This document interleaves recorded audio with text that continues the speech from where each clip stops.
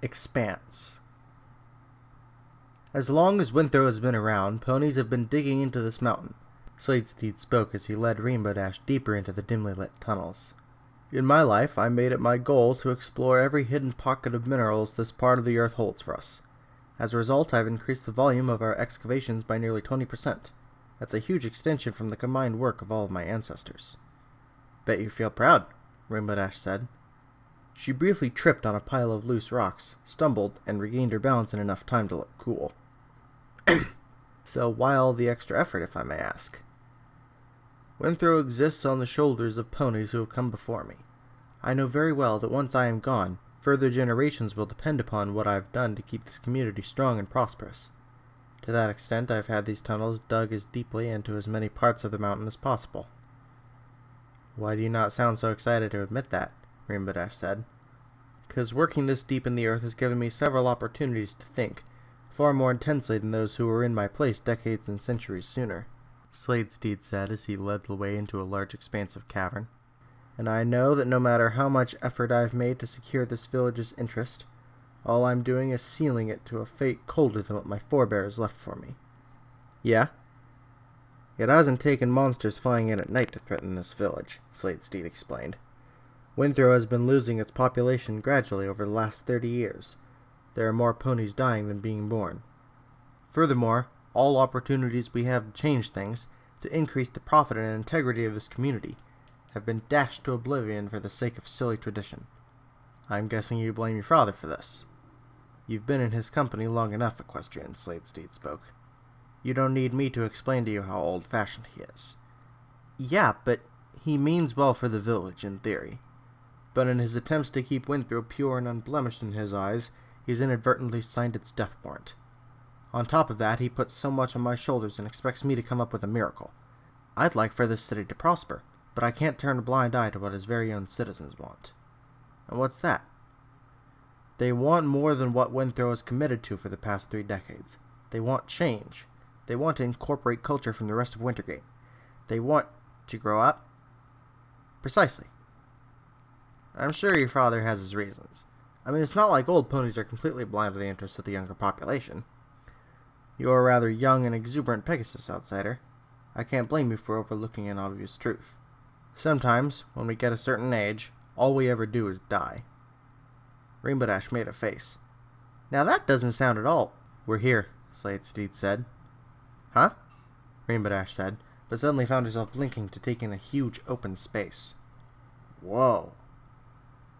Sladesteed led Rainbow Dash through a hole the size of 2 earth ponies.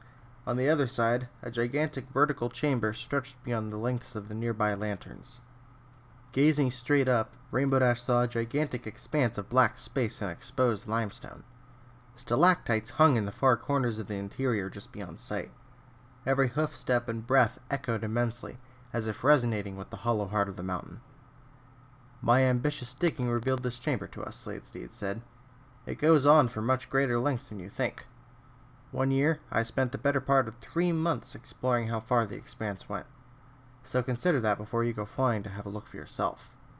Also consider how dangerous and unstable the ceiling is.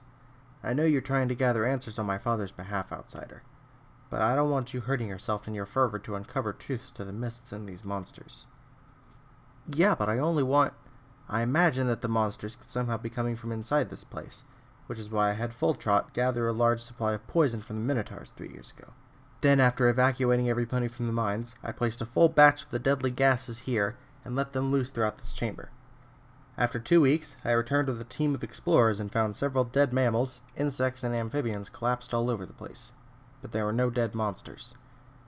Wherever the invaders are from, it's either not in the heart of the mountain or not in the mountain at all. The fact of the matter is that no pony in Winthrop knows where they come from, and I doubt they ever will. Alright, I'll buy that. Rainbow Dash nodded, adjusting her hard hat. Still, though, that doesn't mean we can't stop searching. Sladesteed gazed steadily at her. Equestrian, all my father and other ponies do is search, guess, and speculate, and all the while more ponies die. It's not our place to understand the monsters. If anything, it would only help to destroy them. Unfortunately, after several years of trial and error, we haven't come close to accomplishing either. That leads me to one recourse and one recourse alone.